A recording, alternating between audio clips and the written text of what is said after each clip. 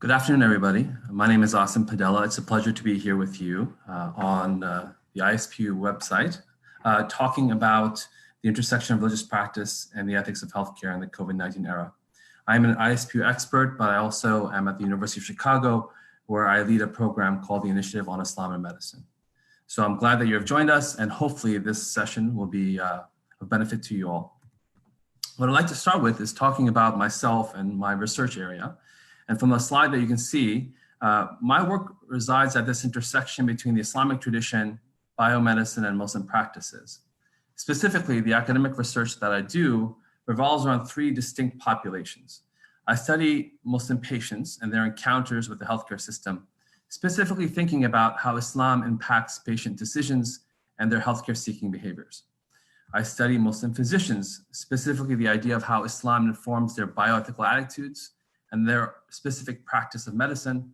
And lastly, think about how Islam influences the moral guidance that fuqaha, ulama, Islamic scholars, generally speaking, give to both patients and providers regarding the ethics of the practice of medicine. So my work involves empirical, textual, and theological research, and that evidence, that data, informs policy interventions at the healthcare system level, as well as educational interventions in the Muslim community, broadly speaking. So what does that mean for my life, right? That's my academic work. As I mentioned, I sit at the University of Chicago, and I have three distinct appointments. One is within the Divinity School, the other is within the McLean Center for Clinical Medical Ethics, and obviously in the medical center as well. So I am a clinician. I work in the ER. That is my clinical practice. And both within the Divinity School and the McLean Center, I teach. Specifically, I teach religion and bioethics there. So that's the academic work, but it intersects with COVID-19 in several interesting ways related to the Muslim community and religion, broadly speaking. So I serve on the ethics committee at our hospital. As you might have heard in the media and on sort of the news outlets, this question about the ethics of rationing or crisis standards of care. And as a member of the ethics committee, I'm in charge of thinking about that. How do we designate certain patients for certain limited resources? We have scarcity of ventilators. How do we think about that? Thankfully, at this point in the United States, we've not reached this level of pandemic where we have to actually ration these allocations, but that's an ongoing conversation in the era of COVID-19. As a clinical physician, I am in the ER, so I have taken care of patients on a daily basis who might think they have COVID, who actually might have COVID, right? And all the other regular diseases that show up in the ER, heart attacks, trauma, and so on and so forth. So for me, in my clinical practice, this is also a question about how to think about safeguarding myself and my patients in the era of COVID-19. And lastly speaking, I've been involved with various religious councils from the Muslim perspective, Islamic religious councils, thinking about how we adapt our religious practices, how we think about mosques and shuttering of mosques in this time period to prevent widespread communication of the disease amongst members of mosque communities. So I'm participating as an ethics consultant, as a physician, as well as a scholar, or actually I would say I'm not a scholar of Islam, but I am illiterate in the tradition. So we have these conversations in various councils, and I'll present some of that to you today as we think about the ethics of healthcare provision in the era of COVID-19. So basically in this 30-minute segment, I want to talk about two large areas: the ethical challenges I mentioned related to COVID-19, specifically for religious communities, broadly speaking, and healthcare providers, broadly speaking. So what does that mean for any religious community and any healthcare provider?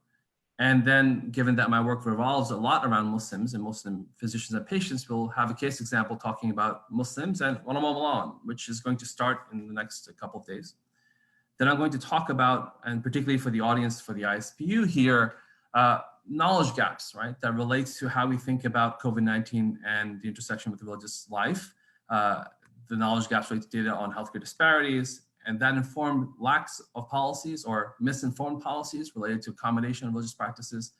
And then for the Muslim community, broadly speaking, the lack of the Muslim dimension to this challenge and proposed solutions. And I'll tell you more about that when we get there.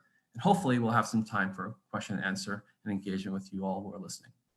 So with that, let me just shut off the PowerPoint so you can see my face and my white hair. Let's talk about these things in general. So I said the first thing I want to talk about is religious communities and the intersection of COVID-19 and what this means for religious communities and the challenges that they face. Before I go there, we must think about what does a religious community mean? What's the significance of religion or a religious community before we think about COVID-19?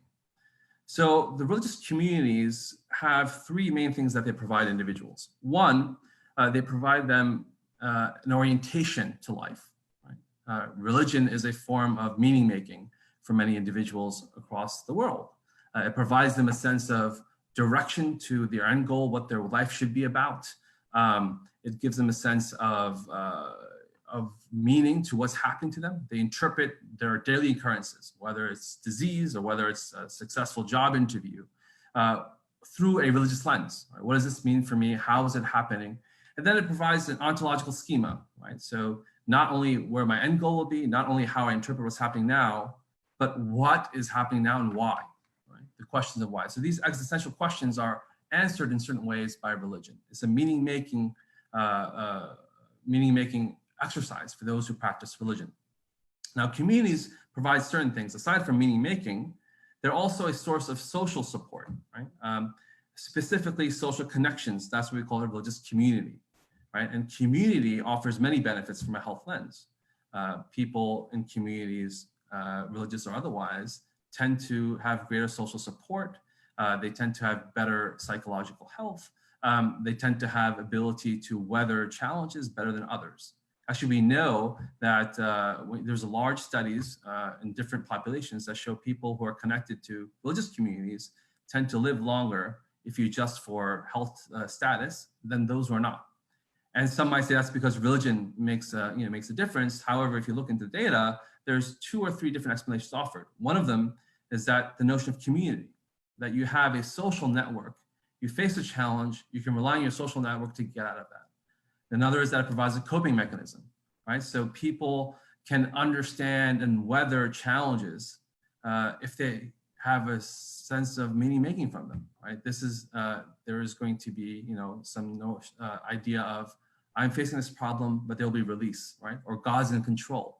So these ideas provides coping mechanisms for people when they're dealing with very, very difficult situations. So that's the second area, right? Social support and what religious communities offer.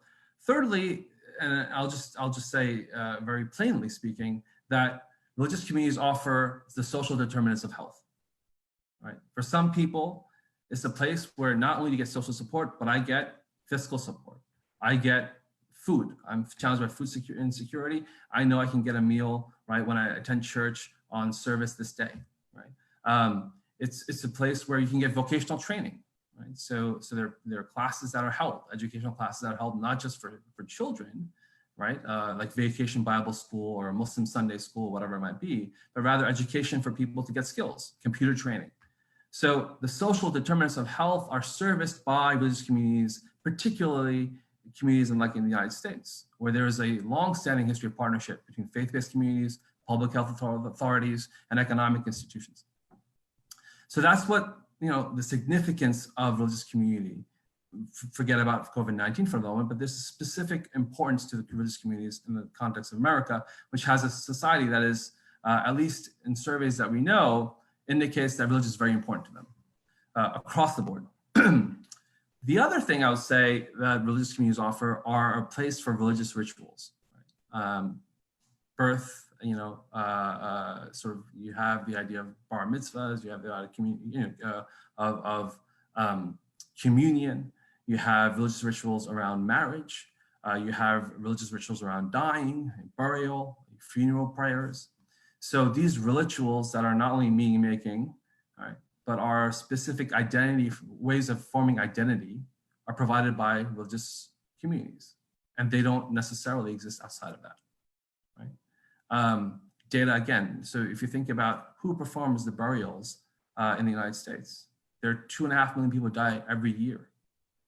Most of that work is done by religiously oriented funeral houses, right? Yes, there are ones that are not oriented by religion or not, but that is the case. Think about healthcare provision. Nearly 40% of healthcare provided in the United States is by healthcare institutions that have a religious orientation. So the idea that religion is central to life in the United States is not something that can be dismissed easily. And in the era of COVID-19, we have to think about what challenges these religious communities face. So what does that specifically mean? And you've all seen this on news media outlets, right? And public health authorities have been talking about reducing public gatherings, right? So less than 10 people is what the CDC says and what President Trump has said until April 30th. And that has led to the shuttering of religious communal life in many ways.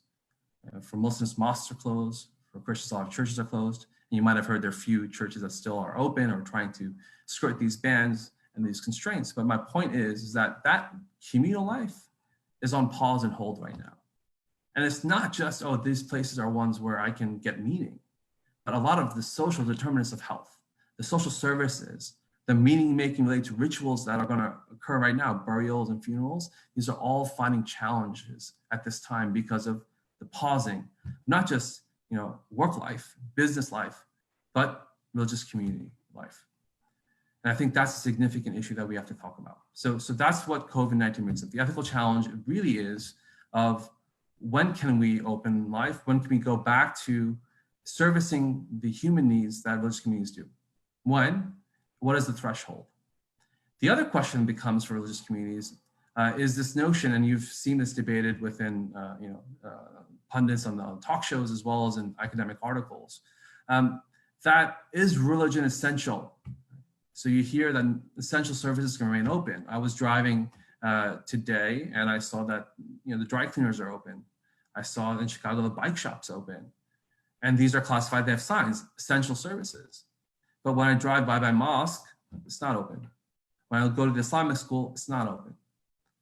So what differentiates a dry cleaner, a bike shop, right, from an educational school that's housed within a religious community, or specifically worship services? And this is a highly contentious issue. And it's going to be one as states open up in the United States, in the coming weeks, that why are certain things considered essential, others are not. If you think from a healthcare and policy lens, as I just said, just the idea that some places, some religious communities and churches and mosques are places where people can get their food, right? Where they can get their vocational training, but yet those are shuttered. So how do we think about the fact that there are some aspects of essential services provided by these religious institutions as well? So that's the first challenge, and the ethical challenge for religious communities, designating for themselves as institutional leaders, as well as for their population that they serve, whether they think about themselves as essential or not, and then making the case for policy stakeholders, should they choose to, that at least some aspects of what they provide are essential and perhaps should be opened, but obviously maintaining social distancing and other regulations. So this is a hot debate right now. The second thing, moving from community, let's talk about healthcare providers. I am one, as I mentioned, in the ER. What does this mean for those individuals? So when you think about the identity of physicians who are religiously oriented, practicing physicians, there are three intersections that we have with work life in the hospital. So religious identity informs the idea of why I go into medicine in the first place, perhaps. You might hear the idea, some people say that medicine is a calling, right? And they mean that it's a religious calling. They're called to provide services to those who are in need. They're living out their religious life in the context of being a physician. But beyond that, let's think about concretely, what does this mean today in the hospital, for example? Well, many hospitals have similar things. They have, as religious communities outside of the hospital. You might hear that there are services held, worship services, Catholic Mass, Muslim Friday prayer. That's happening in the hospital. Or for the workers, right, the physicians, the staff, the pharmacists, the janitors who are religiously oriented, that their communal life of practice was actually happening in the hospital when they were working. Yet again, here there's a challenge of, can we gather in the hospital chapel or in the Muslim prayer room, given the need to socially distant, be socially distant from one another, and also the fact that healthcare workers might have a higher risk of being carriers of the disease because they're taking care of patients who have the disease. So should this aspect of our work life, but really actually our religious life in the context of work, also be shuttered, right? Also be stopped, particularly when there's no way to do that outside of the hospital system, presently speaking. The other, so that's religious worship, right? The other intersection of religious identity in the context of providing healthcare is the idea of just identity speaking. So you see, I have a beard. There are many, right? And this is, for me, is a religious practice. There are many people who have similar things, who have religious, have beards because of religious practices, or they might wear for Muslims, they might wear the hijab. Jewish people might wear the kippah. And these sorts of, this headgear or these other aspects of identity might intersect with the idea of COVID-19 and the need for PPE, right?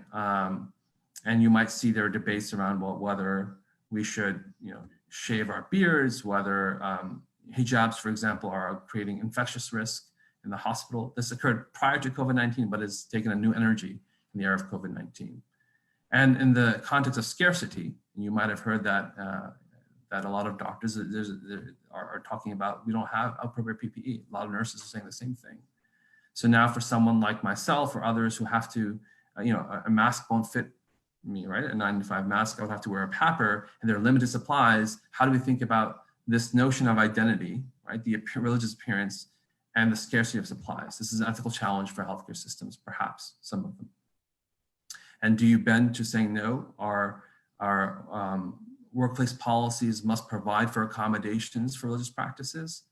And in the COVID-19 era, we must secure those sorts of services for people who have religious practices, or, we want you to bend your religious practice and because of the scarcity issue here. So it's actually, it's a workplace policy, HR, human resources issue presently. The third way is about values, religious values in the context of how you deliver healthcare. So I mentioned just a few minutes ago this idea about rationing resource allocation, right? I serve on the ethics committee at my hospital. So there might be some religious values that you carry with you in your daily practice as a physician or a respiratory technician or as a nurse, where you have strong feelings about whether or not you should think about rationing supplies based on various characteristics of individuals. Right? There are three ways in which all these policies around the United States and the world think about a resource allocation or the scarcity of resources, what we typically call crisis standards of care, given the scarcity and the widespread issue with COVID-19 pandemic. And there are three things, as I said, that people think about. Well, should we allocate resources based on clinical characteristics of patients? Individuals would benefit, for example, from a respirator versus those who might not benefit as much. So do we use clinical characteristics? Do we use the idea of maximizing lives saved versus life years saved is another flavor of that idea. How do we think about that? One is, do we do sort of resource allocation, those who are here, meaning those who are in our environment around the hospital who come first, they receive services, or those who are not in our, in some societies, but potentially in our society, those who have paid into the system, those who have healthcare insurance, those who are citizens, those who are legal immigrants versus those who are not legal immigrants, those who are refugees, those who paid into the healthcare system, should they get prioritized if clinical characteristics are similar? And that's another characteristic that we think about. Thirdly, people think about the idea, and this is extremely controversial, about social worth or intrinsic value. Should we prioritize healthcare workers over non-healthcare workers if the clinical characteristics are the same? Should we prioritize those who are contributing to the workforce, have many dependents versus those who are disabled? Should we prioritize some people over another because they're of more value, quote unquote, to society than others? This is a live, hot debate in bioethical circles, in policy circles. And those who have religious values or religious ethical frameworks might have specific views on whether we should be doing this or not, and how we should be doing it. So in the COVID-19 era, this also plays a role.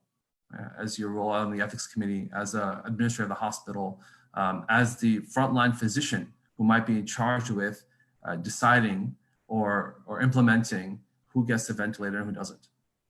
So I think those are the challenges for healthcare providers. And here again, both of these communities and religious communities, as well as religiously oriented healthcare providers, broadly speaking, in the era of COVID-19 face ethical challenges. I've enumerated some for you. I think it boils down to two, aside from the idea of essential services in community life, two other things, or sort of meta questions.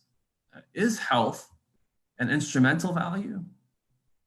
Is it of instrumental value?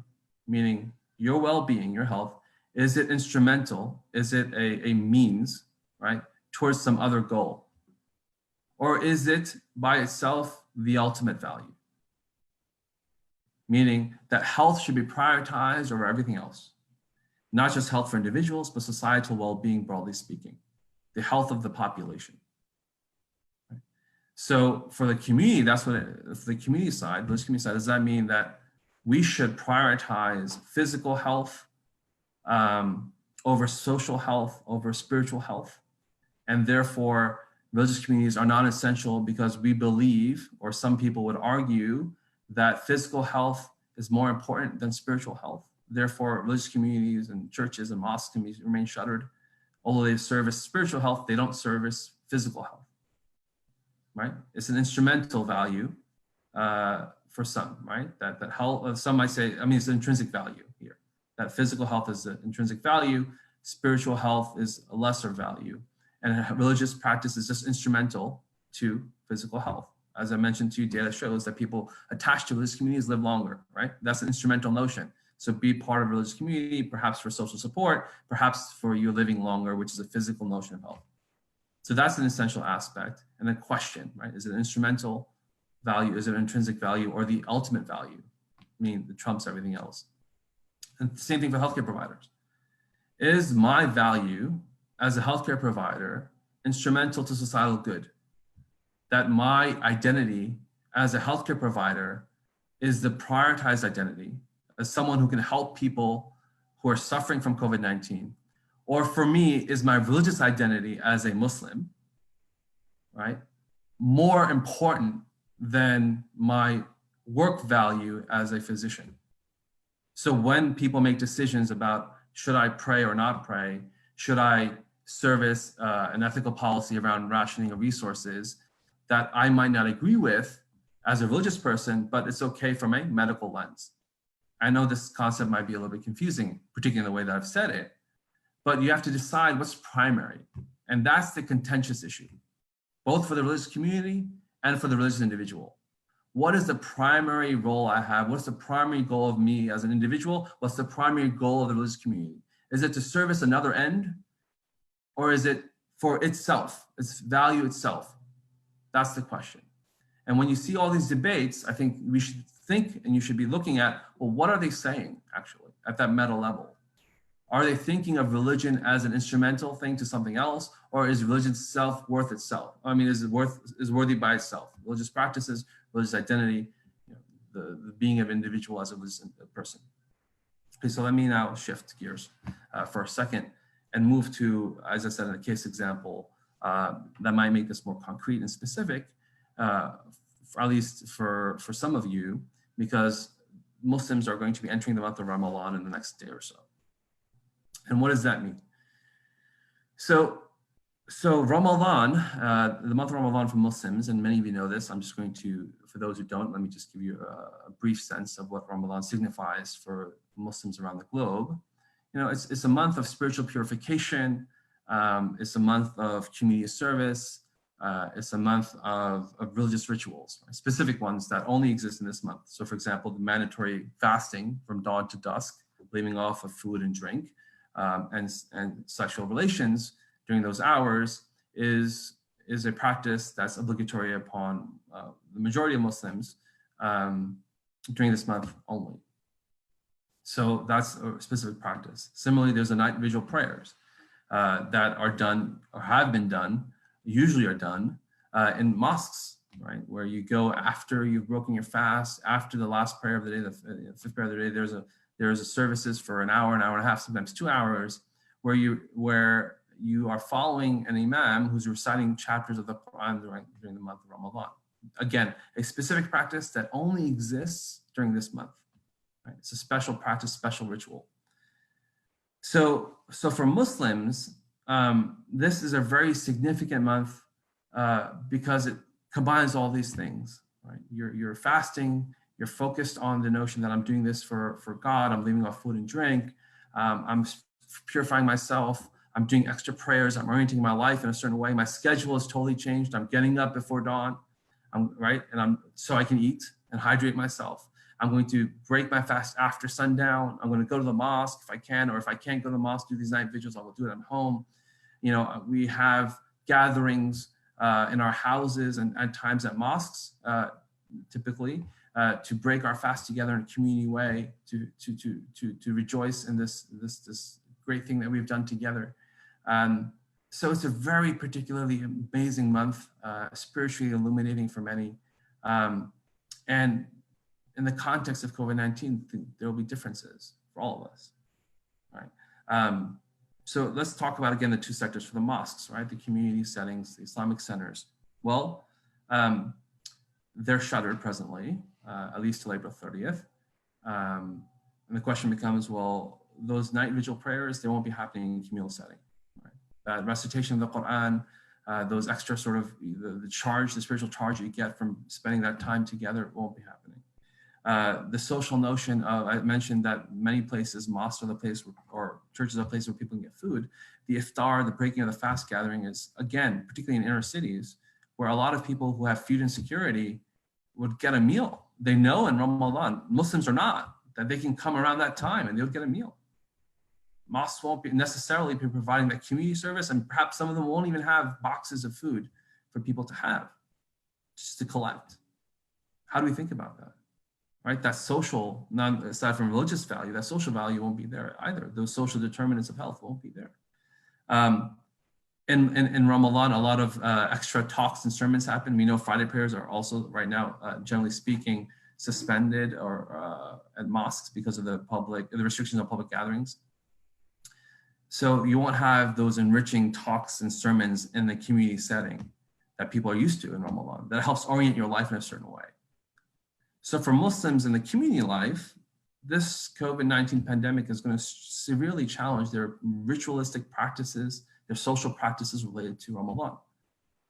Now, for healthcare providers, a similar challenge occurs, right? And there have been new questions asked about, well, for example, someone like myself who is working in the front line of the ER or in the ICU, you have to wear, PAPRs or these N95 masks. You have to do perhaps longer shifts that are usually you work 8-hour shifts, maybe you're working 12-hour shifts, and then you have to be gowned. Is this going to cause some sort of hardship upon individuals who will be fasting for 16, 17 hours a day? Will they make, the question is, will they make different decisions? Will they be dehydrated? For some people that might be a challenge. So people are asking, well, should we be exempt from fasting during Ramadan given the COVID-19 pandemic? This is a question that I'm not going to answer it. I can tell you there are answers, and if you later on I might share some sites for that. But my point is that this is a question that's being asked for healthcare workers specifically who are serving patients who might have COVID-19, and our rituals of practice are going to be changed perhaps for some people. And then the same issue in Ramadan, right? So Ramadan orients you in a certain way. Then the question becomes, well, for those who are not healthcare workers, but might have comorbidities that make them higher risk for COVID-19, should they be thinking about altering their practices of fasting or even night prayers or other things? And this is a live question. So I think that is, whatever happened before COVID-19, where people take exemptions from fasting for various reasons that are religiously allowed, it's become a higher sort of fear, given that COVID-19 might affect us in different ways if we get it, but also the fact that we don't have great data around what COVID-19 represents. We hear all these stories on social media of people suffering significantly from COVID-19, people dying. Right? There's over, I think, 175,000 people who've died around the world. So people are in fear and anxiety around how they can practice the rituals of fasting this month, and religious scholars are addressing that. So that's the other idea of intersection between religious life and COVID-19 and the ethics of healthcare provision or healthcare receipt, generally speaking. So with that, I'd like to kind of move to talk a little bit about, and in the Q&A, I can certainly answer these questions in a more specific way, but I want to give you an outline. But I want to move to talk a little bit about what I see as gaps, right? I mentioned that part of my talk, I want to talk about gaps in issues around COVID-19 and religious communities or religious life, generally speaking. And let me just share sort of a point. So there are many right now studies occurring around COVID-19 outcomes, right? What are the clinical outcomes of individuals who are stricken with COVID-19? What are predictors of worse outcomes, meaning mortality, morbidity, what populations suffer more? How is this happening to certain people, right? So there's a lot of energy in a lot of countries and a lot of hospital systems, academic medical centers right now. And I'm an emergency medicine physician, so we are also thinking about that at the front lines in the ER. We're collecting and gathering data around clinical characteristics of people who have become COVID-19 positive. But in all that work at this point, I'll share with you, there isn't any notion of how we think about religious communities. What do I mean by that? Well, generally speaking, in the United States at least, we don't collect data well on religious affiliation. Neither when people come to the hospital, people don't ask, sometimes if you self-disclose I am a Presbyterian, then the healthcare registrar will note that in your record. But most of the time, no one is mandated to ask that question. In our healthcare surveys that we have, broadly speaking, the CDC, which looks at disparities, national healthcare surveys out of various institutes at academic centers, they also don't often ask, or they don't ask, the religious affiliation of individuals when they're collecting data around disease mortality. So when you think about disparities, all the data you have in the United States is around racial ethnic disparities, African Americans, Latinos versus white populations, or rural populations versus suburban populations. But when you think about different religious communities or religious affiliation data, that's not tracked. And here in COVID-19, the question here becomes, okay, we know that certain communities, for example, African Americans in Chicago and side are suffering more, have higher levels of mortality than other populations. But those communities also aggregate around religious markers. There's an intersection between poverty, race, ethnicity, and religious affiliation. And particularly when in some other states where, for example, Louisiana or others, where religious communities are gathering together, despite sometimes public health authorities, the authorities saying you shouldn't gather in large numbers, or some communities who are gathering, but they're trying to practice social distancing to adhere to guidelines, we have no data on what the outcomes of those communities will be. How prevalent is COVID-19 in those communities? When those individuals come to the healthcare system, we want to do tracing we would like to do tracing of their contacts. Well, if you don't ask the religious communities what mosques or what churches they go to, or what temples they go to, or whatever else, you will miss a notion of how they're interacting, those contacts that they have. And to my knowledge, as a healthcare researcher, I don't see any of that happening now. There's no collection of those data. Yet, when we think about disparities and we think about differential burden of disease, it's quite possible that some communities who are religiously aggregated might suffer more than others for particular reasons. And forget about religious communities. If you just think about the fact, don't forget about them, but if you don't also gather data about how poverty and how food insecurity and how disease morbidity aligns across religious affiliation, you can't make policies around how we think about whether religious services are truly essential. That was the question I started with, right? That some religious communities provide social services that are essential for some people, yet they are shuttered. So unless we have data about differential outcomes of COVID-19, we will never be able to answer that question for specific communities. What is essential about that religious life? And therefore we'll have people who will be skirting policies around things like this, about social distancing. So I think it's imperative that we have data, and at this point we don't have any. And I have not seen, and I hope there will be, specific calls from our national healthcare funders and community funders to do this sort of work. The second area is around policies. So I mentioned that the gap is around accommodation policies, particularly related to religion. So we all know that we have this anti-establishment clause and we have this free exercise clause in our Bill of Rights, and how that plays a role in terms of religion is particularly unique in the United States, where we can't, the government shouldn't disrupt free exercise, but it can't preferentially give communal dollars and make policies that privilege the quote unquote establishment of religious communities. And that relates to role and accommodation of religion. So I asked you, I gave you the example, well, how do we think about that in workplace policies around whether or not, if you have a certain demographic, say you're working at a Mount Sinai hospital and 15% of your healthcare provider pool is Orthodox Jewish, and they have beards or they wear, kippahs or whatever else it might be. Is it the responsibility of that hospital to have PPE, enough PPE, so that their providers don't have to face the decision of shaving their beards or whatever else it might be? Or you're in Detroit, where you have a lot of Arab Muslims at another hospital. Or is that responsibility that we actually have policies in place that can accommodate the religious identity of the provider pool that we have, right? So the choice is not upon the individual, but rather it's the responsibility of the institution that is providing healthcare services that is getting public dollars to do so, to have adequate PPE for their provider pool, right? How do we accommodate? And what levers do we use within the economic and financial regulation system, within the legal system, to make sure that religious practices are accommodated? This is a question that occurred prior to COVID-19 and occurs now specifically with COVID-19.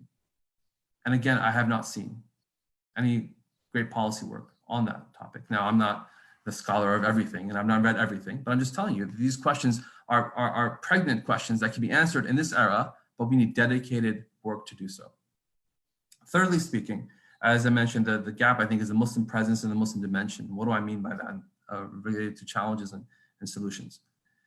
So for the part of the Muslim audience here, the stakeholders here, the Muslim leaders here, I'll tell you that there are specific questions that Muslims face that others might not face in the context of living like Ramadan, the context of living during the pandemic. What is the Muslim dimension? What is uniquely specific to Muslim practices? May be around burial practices, may be around Ramadan fasting, that we can get data for to inform evidence-based policies, right, that are specific to the Muslim dimension of the problem. We like to ally ourselves with many faith-based groups, that we share commonalities there.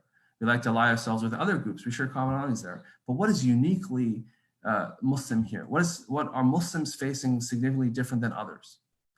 And I, again, have seen little of that conversation for the 3 to 5 million Muslims in the United States, for the many organizations that are there. This is an opportunity to not only collect data, but to make policies or to advocate for policies that address those specific things that Muslims face that others might not. The intersectionality of discrimination with religious practice. Right? This is my own data. I did a survey in 2013. Again, we can share the link later on, that showed that over 24% of Muslims have faced discrimination in the healthcare environment. This was 2013, before Trump era. 9% of physicians, nationally speaking, had patients refuse their care because they were Muslim. 14% at that time were facing discrimination in their work life at that point. So how do we think about that in the context of, yeah, Muslims should shave their beards, or we don't have pampers for you, or whatever else it might be? What's the unique Muslim dimension that we're facing? We can ally with other religious communities, but at some level, Muslim stakeholders should think about advocating for those unique challenges that Muslims face, but also unique Muslim solutions. What do I mean by that? Again, Muslims have certain religious ethical frameworks that might provide solutions around the question of rationing of resource allocation, rationing of ventilators. We should mind those. We should think about that. We should interact with other bioethical and policy institutes, drawing upon that religious tradition in a deep way. Other communities do so. A colleague and friend of mine at the Kennedy Institute of Ethics is having a series on COVID-19 and Catholic bioethics, right? Around every aspect of COVID-19 through a Catholic lens. We don't have such conversations. And I'm not saying we should just to have the conversations, but there might be original, novel, important solutions for religious communities, broadly speaking, for legal solutions, for policy recommendations, that only when we mine deep from our own tradition can we offer them. We have few individuals who serve in those sorts of capacities, both in the local level or the academic level, but also the policy level. There's never been a Muslim on the Presidential Council for Bioethics. I know Trump came and he stopped that council, but there has never been one in the United States. And so I encourage us to think about, particularly I'm speaking now to the Muslim stakeholders, about thinking about the unique Muslim dimensions, but also the unique Muslim solutions that we can offer from within our tradition, from the data collection in our communities. And until we have data, all of our solutions and policy recommendations are, might be conjectural. So I'm going to stop there. I think I've spoken for about 40 minutes. I would like to have some time for Q&A with those who are present, but I hope you found this provocative and engaging. Thank you.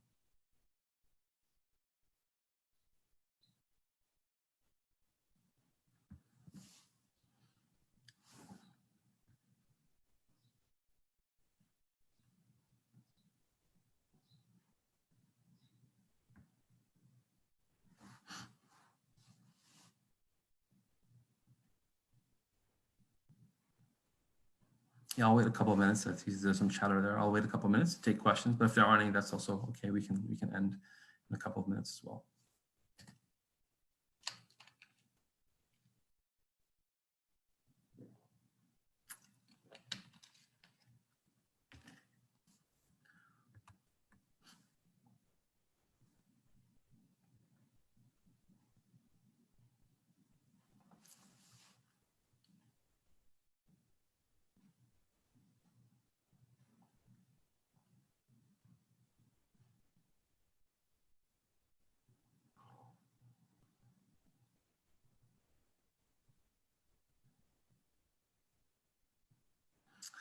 All right, I see some comments there. There are not specific questions, but you can obviously leave your questions in the chat box, and this video will be up on the ISPU website and the Facebook website, and also on my YouTube site for the Initiative of Islamic Medicine, and we can answer questions at another date. If you want to tweet and ask questions that way, I'll do my best to try to respond.